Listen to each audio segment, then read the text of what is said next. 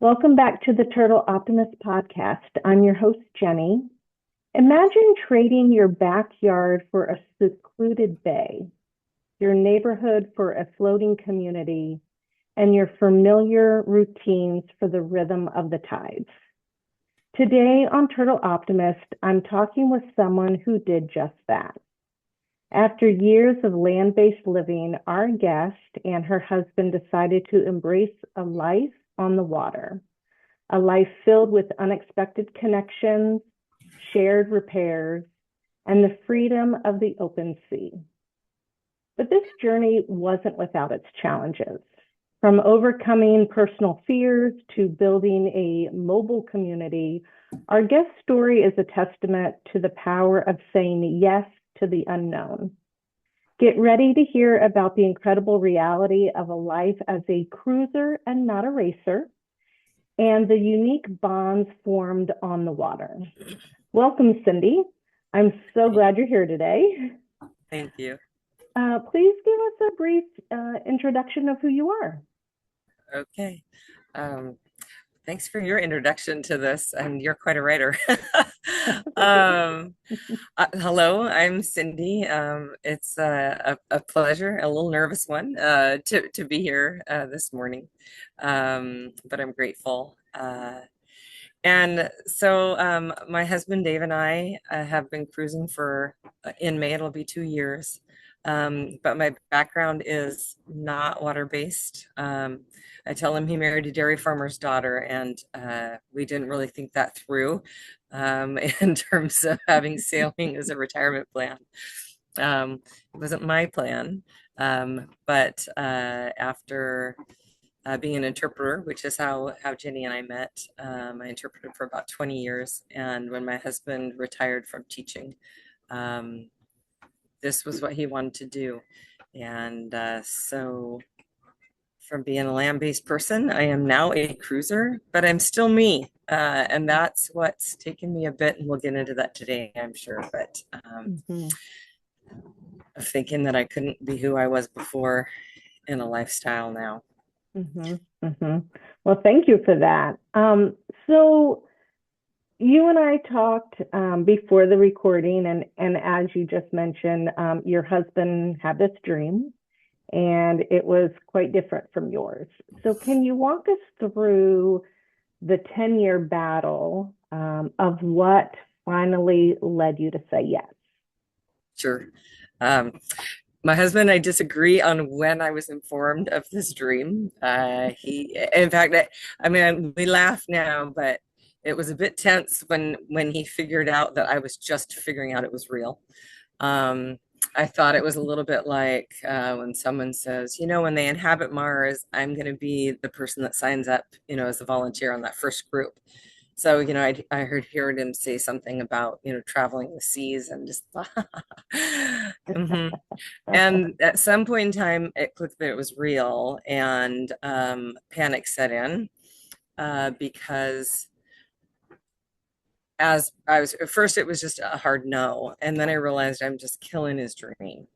And we have now been married 32 years. And I knew, so on the boat about 10, so it's about 10 years ago or so that I was realizing. It was about 6 years ago, maybe, that I said yes.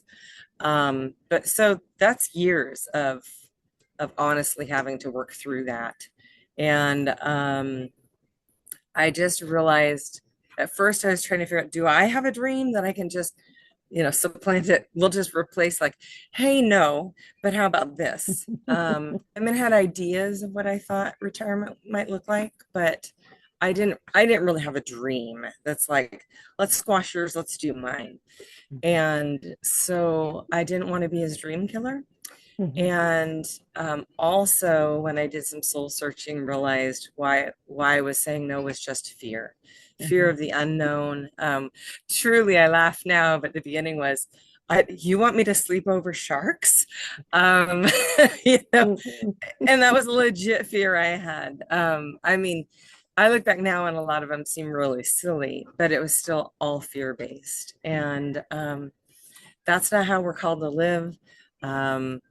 as a Christian, I know that we are not called to live in fear, but in Mhm. faith and joy and love, all these things. And so I just knew that what I was feeling and what I was thinking wasn't really who I wanted to be, but I Mhm. didn't know how I was going to get from where I was to where Dave was. So it was a lot of praying. It was a lot of soul searching. We had transitioned into just even my taking summers off from interpreting was a hard step for me because growing up on the farm, I don't remember being verbally told if you're able-bodied and there's work to do, you do it. But Mhm. somewhere internalized was this mantra. And so it was hard for me to take summers off at first when David's teaching and summer came around and I'm thinking, well, you're going to work or you're going to do something else. And he's like, well, no, that's one of the beauties of this. And then he wanted me to take it off. And that was really a struggle for me because I just felt like you're supposed to work. And, Mhm. then when he's like, well, we've financially planned and we've saved and I've, his paycheck spread out over 12 and all these reasons why it's okay and it would work. I had conversations with my pastor's wife about how would this be okay? And there was still that, um, well, we could do more for others then if we don't need the Mhm. money, 3 months. So you magnify that by retiring early and then just going and traveling. There was also that struggle of, is that responsible? Is that an okay thing to do? So Mhm. it was a lot of praying and soul searching, Mhm. Mhm. Yeah. but I got here. And Yeah. so, yeah, that will probably lead into a couple other questions you had, but Yes. that No, was that's that was the process of just not wanting to kill his dream and not wanting to live in fear. And when I finally decided I was going to be brave enough to tackle my fears, then I could move forward mhm. because I Mhm. love him a lot. And the other Yeah. thing we talked about is I know that he loves me enough that if we went out and tried this and I really was miserable, there was no way he was going to go, well, too bad we bought the boat and you're here now. That we Mhm. would have figured out how to wrap this up and we would have moved on and probably got an RV or, we would have done something different Mhm. because he cares about me too. Yeah. Yeah. Yeah. That's beautiful. It really is. So you talked about living in fear before making the decision. You talked about living above sharks and sleeping above sharks and thinking about, work on the farm and, there's always this next job or task to do. So how did you overcome them with conversations with God and the emotional work that you did? It was so internal. It's a little hard to figure. Um, it's a, it's a great question. I mean, it was prayer. It was conversations with friends about who I am. Mhm. Meeting some other cruisers. We met a couple. I mean, really pivotal in that was we were on a land vacation, at a resort condo in Mazatlan, and we met a couple. Dave was talking to someone in the pool, and I looked over there later, and like 45 minutes later, he's still talking to the same guy. And I thought, I should see what they're chatting about. And I go Mhm. over there and find out it's a guy that's in the marina on a sailboat, and they have access to the pool. So we're land based there on a sailboat, but we're all hanging out in the same spot.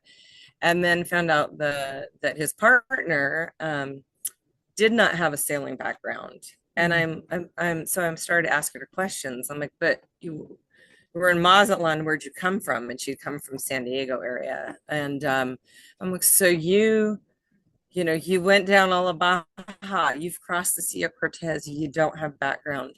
How did that work?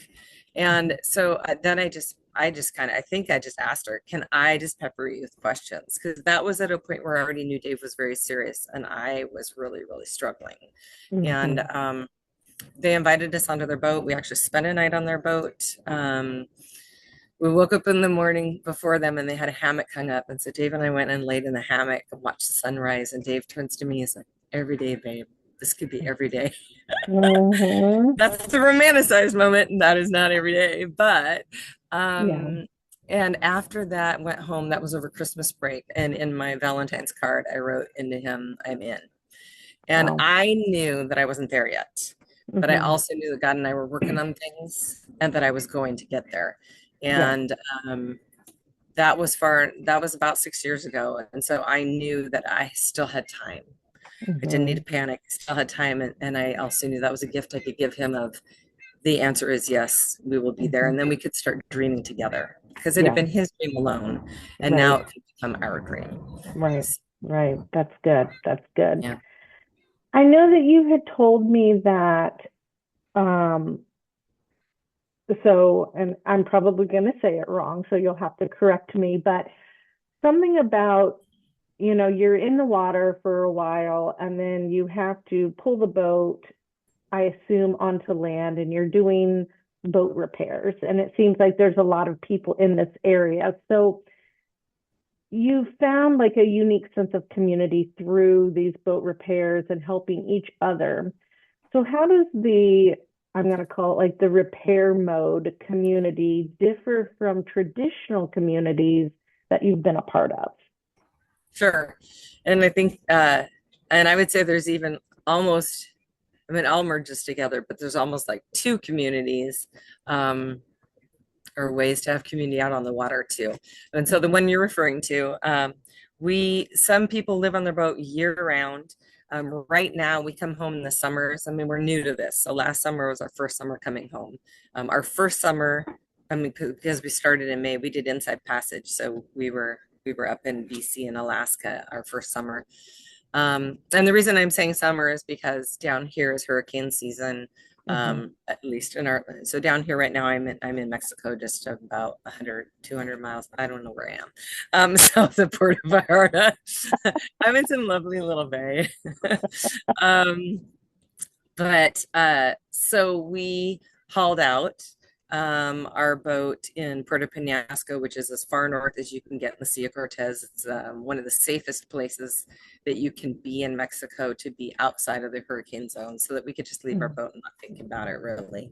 Mm-hmm. Um, and then that's a time when people are doing a lot of projects. So we put our boat up, came home, and when we came back in the fall, then we were um, you I won't go into all the details of all the boat work there's boat work every day if Mm-hmm. you're willing to do it. But that was really where we came in late into Mexico. We had problems with paperwork on our boat, and we were stuck in San Diego for 4 months, which was a very, very hard time for us when you think you're going to be there 10 days. Mm-hmm. But so by the time we got into Mexico, into cruising season, most people were starting to go north and north into the Sea Cortez, and we were still heading over toward Puerto Vallarta. So we were a little bit behind everybody. So we hadn't met a whole big group of people yet, and I mean, we would meet people as we go. So you start building your community by getting in your dinghy and going by a boat and saying hi, or Mm-hmm. seeing somebody on the beach, or fortunately, Dave and I are both, he wouldn't call himself an extrovert, but we're both very social. Mm-hmm. So you put yourself out there. But we got up into Puerto Penasco, and it's this, I don't remember how many boats were on the hard, but a lot of boats up on stands and working on, and you can't do everything yourself, and there's no way you can carry every tool you need and have every item you need. And so there is just this sense of community, of helping. Somebody has made a document online, and you can find where resources are. And um, there was no morning net, and I'll get to that later then, but out on the water, there's ways to communicate as a group and get Mm-hmm. together. Um, but I mean, every day everybody's doing the same thing. So you're walking by each other and you see the project they're working on because it's right there. Mm-hmm. And I think like one of our biggest projects that we had to do was paint copper coat. So it's anti-fouling paint on the bottom of the boat so we don't get all the hard barnacle growth and all of that. Mm-hmm. And it's a big project, and it's epoxy, and it's time based. And if you Mm-hmm. wait too long, then now you can't use it anymore, and it was expensive. And Mm-hmm. we had somebody that we were going to help, and they were going to help us. That was someone that we met as we were cruising, and then they had circumstances that were going to keep them in the States, and we had to get it done. So I put out a cry for help on the WhatsApp group for Mm-hmm. that area, and just explained our circumstance. And within minutes, I had two offers, and within an hour, I had four offers of people who I think I had met one. Mm-hmm. Otherwise, these people had never even met me. I am a total stranger, and who have just said, "Sure, we'll come help." And it Yeah. was a majority part of the day. Yeah. And the couple that end up helping us have become really great friends. In fact, our boat keeps turning, but they're anchored behind us. Oh, okay. And we just happen to run into each other. And that's that piece of in a boatyard, you make all these connections. And that was really nice for us because now we've seen all these boat names, even if we didn't meet the boats. And you might be out in a bay and you'll see the boat and be like, oh, I Mm-hmm. remember them. And you'll go over and say hi. Or we've Mm-hmm. had people say hi to us or hail us on the VHF and be like, we were your boat neighbor in Puerto Penasco. And so that gave us a base to start from. Yeah. And then just work from there. Yeah. And then when I was saying like there's kind of two boat communities, they're not separate, but that was kind of a base where you make connections. And then out Mm-hmm. on the water, uh, there will be if there's a population area where a lot of cruisers hang out, and there are several, maybe because there's good resources close by. I can think of one that's that way. Another one is just because there's a great little surf break that kids can surf. So a lot of boats with kids will be in that area, Mm-hmm. and a nice long beach. There's not really very many amenities, but within a couple hours sail there is, and so Mm-hmm. people will bounce back and forth. But in those areas, then. Some will set up a morning net, and so that's on over the VHF, Mm-hmm. which is what we also use for safety. Channel 6, all that in the U.S., you get a hold of the Coast Guard that way, cries for help, but Mm. also just to hail another boat for communication. Um, and so morning net will be, it's beautiful. Whoever's running it kind of do it however they want, but it'll start out with a emergency, any emergency traffic needs, and then uh, it'll range from, does anybody have anything they call it treasures of the bilge, anything that you're trying to get rid of, anything that you need, offers of help and service. Some people will do jokes or trivia. I mean, it's just kind of anything. Mm-hmm. But it's a way to connect. It's a way to find out about other people's needs. It's a way to share your own.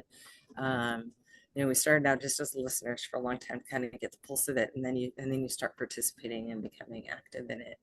Um, Mm-hmm. yeah. Yeah, that's great. That's great. Well, and I think, a lot of people, including myself, I would think that I would associate loneliness with this lifestyle, because you're mobile, you're moving all the time. But it seems like you've really found incredible connection. You had shared like through dinners or organic plans. So, can you share a particularly memorable moment of community that surprised you? There's so many. Um, but we had a really fun one, maybe a month or two ago. We were out on an island that's about 12 miles off of mainland Mexico. So it's not somewhere that everybody's just, bopping around at. And maybe 6 or 8 boats were there, which was more than we'd experienced before. It's an island we've gone to before. It's beautiful. Side note, it's kind of called the Galapagos of Mexico. Mm, Blue-footed boobies and frigates, and they have nesting, and it's an uninhabited island. There's uh, some fishing shacks, but anywho, friends of ours and that's fun to be able to say we have friends out here. And maybe I can get into that at some point in time, but that's a couple we met in. It doesn't really answer the like community group, but it's a cool story. But they're mhm, people we met in BC, mhm. saw again in San Diego, and then ran into again down here in Mexico. So they're the Nice. only boat I really know of that we've been together in 3 countries. Um, Mhm. but he is they're fun, that boat, and they did a morning net, just kind of made it up. That's not a place that there normally is one, but they're like, they just get in the radio and announce, we're going to do one. And so Mhm. we had a boat that was going by offshore, not stopping where we were, but because that channel is, open, Mhm. that joined in on our net, maybe even two, not even in our area. And then, but so we started using it as, um, hey, we're going to go snorkel over by, over on the north end of the island, over by these rocks. If anybody's a little intimidated to go snorkel, but you want to be with people, we're Mhm. going to do this at about this time. And we ended up with a Nice. group I had never Mhm. experienced before. We usually just hop in the water and go. And we had met two different people cruising solo, single-handed, and Dave and I play games all the time. And so that's a way that we offer connection and kind of maintain who we were at home here. Is we like to Mhm. feed people, we like to invite people over. We love to host, games. But the single-handed people were really missing. They're like, oh, I love backgammon, but I never get to play. And we're like, we play, or not Mhm. backgammon, cribbage. And Mhm. so David just like, I'll host a tournament. So on the morning net, he just is like, at 2 o'clock, bring a board and a deck of cards if you have them. Otherwise, just come. And Mhm. 8 people. I mean, we only had, there was, I can't remember, 6 or 8 boats. 8 people came and played in this Nice. tournament, and they Wow. for hours they did this tournament. Mhm. And then we put out this is that same group. We put out let's do sundowners, which is kind of get together for drinks or whatnot, but a kind of BYOB thing, but Mhm. it's really just a reason to get together around sunset. Mhm. And we're gonna do sundowners up on the hill, and there was a little tower up there, so it's like there's a trail that'll get you up there, and we're gonna look for whales and watch the sun go down. And we'll go Mm. early so we get down when there's light. Yeah. And I think we had 18 people up on, Wow. and Huh. so basically everybody came. And Mm. I had never experienced that before Mhm. either, Mhm. because it was ergonomic, it was spontaneous, and Mhm. everybody is, so which tells me, people are seeking Mhm. community as well. You can be alone as much as you want. You can hide down in your cabin, and not be up above, in your cockpit. You can avoid shore, or you can, there's so many places, especially here, to anchor, that you can go to less popular spots, or you can go on the other side of the bay. Mhm. So, I mean, lonely would be the wrong word for that then, because you'd be Mhm. choosing solitude. Right. So True. you can have your solitude, or you can be as connected. Although I say you can have your solitude, and Dave and I have talked about this, I don't think that you can be, for me anyway, you can't do this lifestyle alone. Mhm. Um, there's so many unknowns, even with Starlink and weather predictions and forecasting, and you can have online mentoring, and they can help you navigate Mhm. and schedule, and there's all of these things in place, so much more electronics and than there Mhm. used to be. But the I don't even know what the word it would be, but this lifestyle, this environment, this climate, it's hard on your gear, it's hard on the boat. That's why there's always boat projects. Saltwater is a harsh environment. The weather can sometimes be unforgiving, even though you've done your best to try to avoid the bad. and and it just, nobody can be an expert in everything in this life. When we're at Mhm. home, you flip a light switch and you have lights, and you flush your toilet and the water goes down. And here you're your plumber, you're your electrician, you're your everything. Yeah. And so it requires help from other people and Yeah. resources. You don't just drive over to Home Depot and grab what you need. Mhm. So you kind of at least have to have some connections by default of this Yeah. lifestyle, Yeah. Yeah. which I think is beautiful anyway. Yeah. It is. It is. Yeah. And you mentioned some of the apps. So you said WhatsApp. I Hmm. know earlier you had mentioned No Foreign Land, which was Mhm. new to me. And they really seem crucial to stay connected. So how have those tools helped you build and maintain relationships while constantly moving? Sure. And I will throw out they're not mandatory because we met a Mhm. couple yesterday in this bay um, that's been cruising for 23 years and they don't have Starlink, so they don't have internet access on their boat, and um, they use their phones then probably with SIM cards. Um, and when you're coastal cruising, you can have access most of the time, so you still could use those apps. Mhm. Um, but word of mouth is a lot of times how I hear about the apps people are using. And then I have found that outside of the US, WhatsApp is really common. I'm not here to do like PR for them, but I mean, Right. when we've just traveled on vacations, the Airbnb owners are using them, and the cab drivers are using them, and it's really how you communicate Mhm. with people in the countries where you are. Yeah. And in Mexico is the same way. Businesses will have a number on WhatsApp, Mhm. which is something that is either internet or data on your phone based. Mhm. Mhm. And but one of the fun things I didn't know about then is that you can have groups. And so cruisers are using that, whether it's that app or others, but are starting to use that for being able to communicate and starting to do like subgroups. So Puerto Penasco, where we held out, had a WhatsApp group. So you could throw out there, does anybody have a hose? And Mhm. you'd get answers, I mean, right away. Wow. Um, so so that for other cruisers for connecting with the businesses and the local people.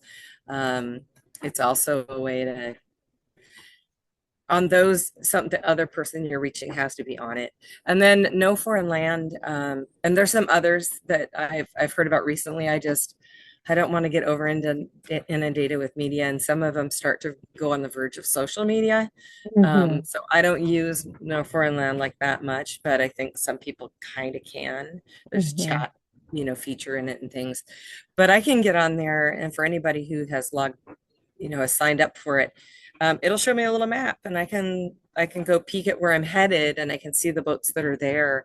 And Oh. I've used it for multiple things. Sometimes just we were going to go here, but oh, our friends are in this bay over here. Maybe we'll go there first. And Mhm. so sometimes it kind of guides where we might head because we want to see these people.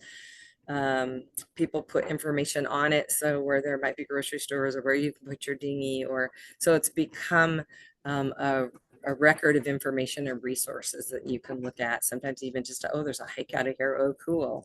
So as Mhm. cruisers are learning about places, and especially in the smaller places, it's a way Mhm. to post some info so the next person can see that and not have Mhm. to reinvent the wheel. Yeah. Um, That's great. yeah. Yeah.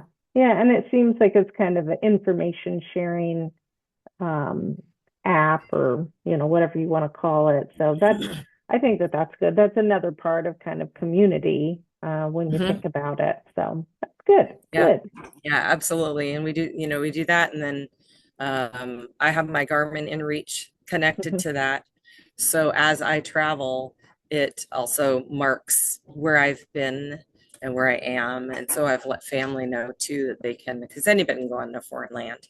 Um, and I also have given a family a Yeah. link to the Garmin too. But then people know where I am. It's kind of nice to know that somebody knows where I Right. Right. Definitely. am. Um, so you've gone from taking sailing classes during COVID to navigating from Washington State to Juneau to Mexico. What was the steepest learning curve you faced, and what advice would you give to others considering, a similar journey? The beginning was the hardest, and it wasn't really about living on the boat, although minimizing things was harder for me because I was a farm girl that didn't move, and then I haven't been transient mobile in my background. My husband had a year where he lived in three houses growing up. So the number of houses he lived in and very different. So Mhm. that natural paring down. But hardest is just you said at one point in time, I don't know if I'll use the right word. I didn't use the right word ever in the beginning. Mhm. And so even when I was trying to take classes and I have a book and I read the first sentence, I spent the first bit just studying the glossary in the back because the description of how to do something had 4 words I didn't know. So, Yeah. the kitchen is a galley and the dining room is a salon and the stairs are companionway and nothing, no words were familiar words. So I felt Right. like I had stepped into a foreign country when I walked onto a boat Mhm. and before I took it to another country, and then just how to do it. Everything was new. Mhm. Um, and then it's, Dave tells people now like sailing's not the hard part. The boat systems and the maintenance and the upkeep and the repairs, that's the hard part.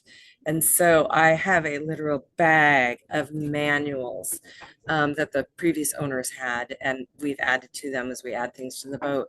And I spent my first probably year. I mean, I had a family member saying, because she knows I like to read, Mhm. you need to read a book for fun. And it took me a long time for I sent her a picture finally, like, look what I'm doing, because I was reading manuals and I'm studying equipment and I'm because I felt like I had to know all that. Mhm. And um and you can't know it all in the beginning. So Mhm. that was the steepest learning curve. And then what was the second part of your question? The second part of the question is there any advice you would give to someone else Mm, considering, moving yes. to live on a boat? Yes, be kind to yourself. Okay. And I don't know if work on finding balance, but I overwhelmed myself and stressed myself out, I think, that it didn't have Mhm. to be that way. Yeah. Um, because I felt like I had to learn it all Mhm. right away, cram it all in before I go. And you don't. Mhm. And, we had this great dock mate, Charlie, who had seasoned sailor and developed so we developed community before we ever left when the boat was in the marina and we were there a while. But he would tell us your boat is made to float and your boat is ready to sail, Mhm. so get out there and do it and you'll learn as you go. Mhm. And that sounds frightening. And I can even hear myself saying that to myself as a new person, thinking, I don't know that I'm going to buy that. But I mean, a little background, a little experience, you can get a friend who knows, something on your boat, but getting out there and doing it, slowly in a, safe environment or whatever. But um, you don't have to know how every system works at the beginning. Mhm. You don't just go straight offshore either in the beginning, so you Mhm. have some control over where you're getting started. But I was so stressed at the beginning thinking I had to know it all, and Mhm. you don't. Yeah. Yeah. I'm still learning, and as I meet cruisers, they're 20 years in, they're like, no, we're always still learning and things are changing. And Mhm. um, Mhm. so Yeah. don't put that as the criteria for before I go. Mhm. We hear about people who do that never leave the dock because Mhm. there will always be something that needs done or can be done. And if you live in that paralysis, you'll never move. You'll never move Mhm. on and go get to Yeah. explore all the beautiful things that are out there. Yeah. Yeah. And it's beautiful behind you. So It's I love not making that. you seasick. Depending on where the boat turns, we're bouncing up and down a little bit, but Yeah, well, that's all right. That's all right. So you emphasize being cruisers and not racers. How does this philosophy influence your interaction with other boaters and your overall, I guess, approach to life on the water? sure.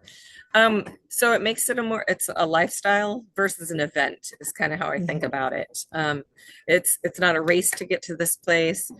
We don't have to have the tightest trim of our sail to get the most efficiency and the most speed we have. Um, we are not going from point A to point B no matter what, like a racer has a course and a date and a time and you do it. And we say the most dangerous thing to have on a boat is a schedule. Mm, Um, is have that plan that you don't flex. So we're cruisers. This is our boat is our home. Yes, it's a recreational piece of equipment, but it's our home. mhm, And and my husband and I were kind of talking about this last night, that it allows us more time with other people then, because we're not on that agenda, or we don't have to, we can change things even if we kind of have an idea. We won't call it a plan. A plan's a Mhm. four-letter word. Mhm. um, but so that we can just relax a little more and spend that time with other cruisers. And a lot of people are, we're looking for the same weather windows. There's seasons where winds blow from north to south, and seasons when they blow south to north, and so you'll get all holed up. Like we were in a bay not too far from here, and one day 15 boats left.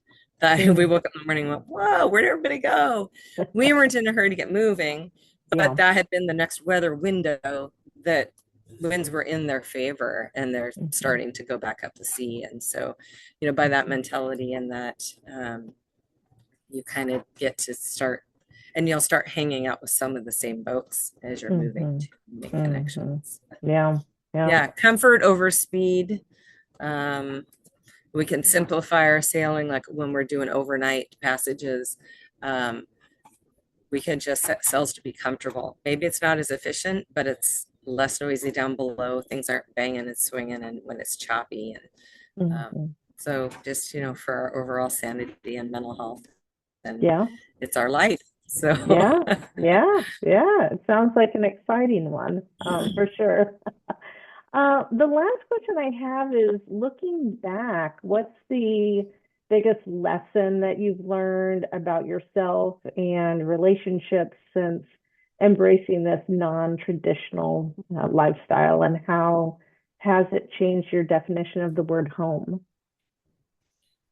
greatly changed it. And that was a struggle. I think, back to the fear and the having difficulty imagining this lifestyle was, growing up on a farm, and I was rooted, and grandma was on the other side of the field, and I come from a very large family that I'm close with, and I felt like I was leaving all of that behind. Mhm. Um, and we still, right now, when we're in the northern hemisphere, we can, come home in the summer and we make connections there, but it's still a very different way of living. And Mhm. I thought I was having to give all of that up. Mhm. Um, but I don't. And it's different. And there's some trade-offs, but there's some gains and benefits that I don't think I envisioned before either. I thought, okay, I thought it was going to be lonelier, and you're going to be cruising around and doing just your own thing. And, maybe you say hi to somebody, but you never see them again. And sometimes there's that. But so maybe redefining even what a friendship is, or Mhm. can be. Mhm. Um, I realized, like, so at home, everything was based, even about when you're helping people or meeting needs, it's based on relationship, um, Mhm. that you already have. You get to know them, and then you know how to step in. Mhm. Um, but I was thinking, like, every relationship starts with a first time meetup. Mhm. And so you just have a lot of first time meetups, and Mhm. then maybe you have a second, maybe if there, maybe you don't. Mhm. But at home, all of those friendships and that base and what home was, started the same way it starts out here. Mhm. And I also used to think home was a place, a physical location. And it's funny because when we've gone home, see, I say home now, but the boat is home for me. But home Mhm. is now in the Northwest. Home is not even usually our house, because we've rented it out as an Airbnb. And when we come home in the summer, it's high season. So we're sometimes in a 16-foot travel trailer, which I referred to as home sometimes. So Mhm. family would be saying, okay, you just said you're going home. What do you mean? And I'm like, oh, well, so I have found that home is wherever I'm headed. Yeah. If I'm headed to the RV, that's home. If I'm headed back to the boat, that's home.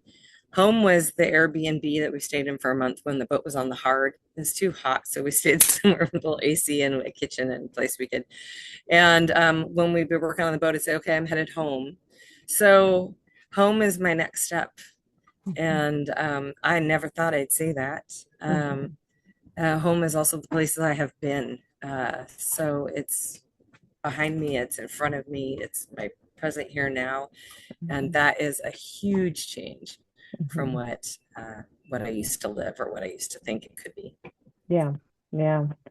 Well, that's great because I do think that a lot of people think of it being like one place, and I love that it is almost like infinite to you, past, present, future, that's just it is. So I love that. Well, thank you so much. I mean, really, this has been an inspiring journey that you've shared with us today. And I'm thinking about, you overcoming initial fears to building a thriving community on the water. Cindy, your story is a powerful reminder of what is meant to be lived and not just navigated. Mm. If you've ever felt the pull of the open sea for anyone watching or the desire for a more connected life, we really hope that this episode has given you something to think about. Perhaps it's time to explore your own non-traditional path. And join me again next week on the Turtle Optimist as we continue to explore more stories for those people who chart their own course. Until then, smooth sailing. Bye-bye. Thanks for having me.